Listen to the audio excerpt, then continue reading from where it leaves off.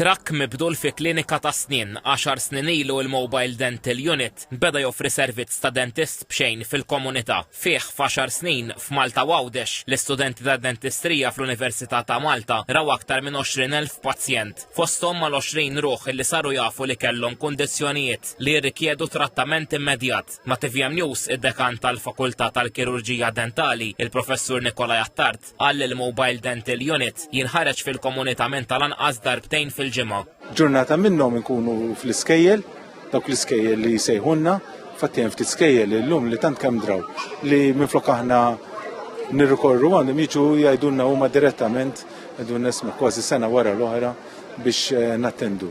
Il-pubbliku jista' jaqbad jmur għal check-ups ta' snin, imma mhux biss. U l-klinika attrezzata għal kollox. Nagħtu health advice ukoll, nitkellmu wkoll fuq dieta bilanċata, dieta mediterranja u anke nagħtu advice fuq smoking cessation. L-adulti jkollhom ċertu kategoriji ta' problemi fejn jidħol pereżempju mar tal-ħanek u anke taħsir daw kemm it-tfal u anke l-adulti li noqgħdu attenti li dak li nieħdu moderazzjoni.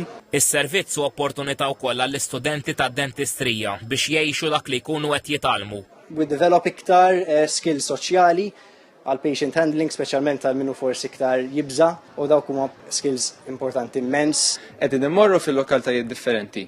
Nagħtu stħarriġ u tarif dwar kif tuħsib is-saħħa orali, kif taħsel snienek, kif tuħsib il-ħalq tiegħek, kif ukoll nagħmlu check-ups b'xejn. Tara pazjenti jidħlu fobja kbira ma jridux ikunu jafu bid-dentist xejn u mbagħad ftit permezz ta' dawn l-outreaches jħosshom iktar komdi. Il-Fakultà tal-Kirurġija Dentali fl-Università ta' Malta fakret l-10 snin mitwaqqif tal-Mobile Dental Unit b'attività fid-daħla tal-Belt. Preżenti għaliha fost l-oħrajn anke r-rettur tal-Università Alfred Vella.